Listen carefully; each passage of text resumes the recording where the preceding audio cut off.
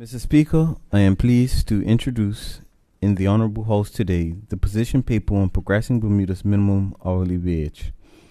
Mr. Speaker, as members of this Honorable House may recall, the first statutory minimum hourly wage rate for Bermuda was established on the 1st of June 2023 by the Employment Minimum Hourly Wage Order 2023, which set the minimum hourly wage rate for employees within Bermuda at a rate of $16.40.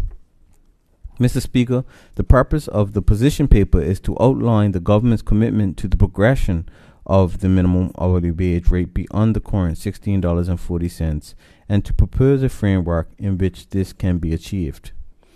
Mr. Speaker, while the establishment of a minimum hourly wage in Bermuda was a significant step towards ensuring fair compensation for employees and the reduction of income inequality, a further step needs to be taken to assure that employees can maintain a reasonable standard of living and their purchasing power is not diminished while the cost of everyday goods and services rise.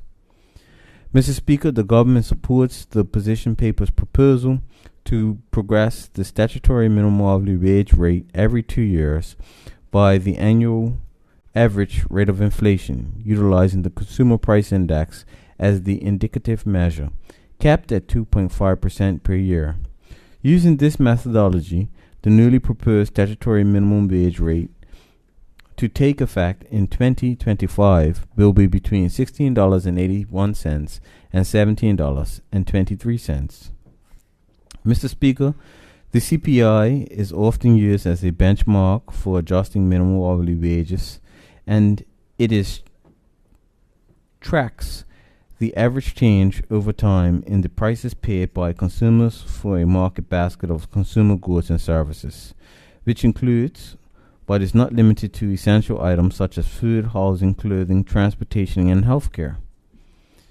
Since the minimum hourly wage is intended to help workers afford basic living expenses by linking the minimum hourly wage rate increases to the CPI, albeit capped, the minimum hourly wage can be adjusted to better keep pace with inflation.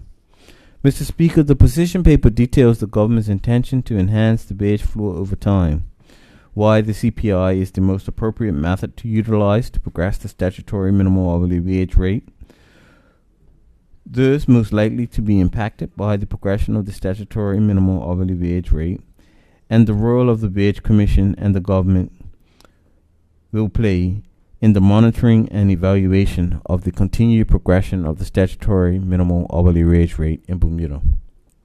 Mr. Speaker, it should be noted that in its 2021 report on the proposed minimum hourly wage rate, the Wage Commission posited that as there is an employment census counting the number of jobs and the rate of pay for those jobs annually, the minimum wage can be reviewed annually.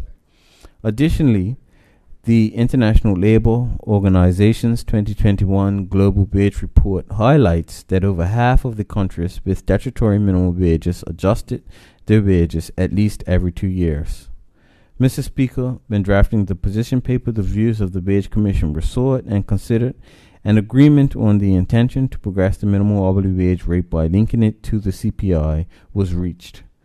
Mr. Speaker, as this government continues to strengthen the protections afforded to employees within Bermuda, adopting a transparent and consultative process for implementing and monitoring the minimum hourly wage adjustments will foster inclusivity and avoid the erosion of the minimum hourly wage rate to allow employees the opportunity to maintain income equality.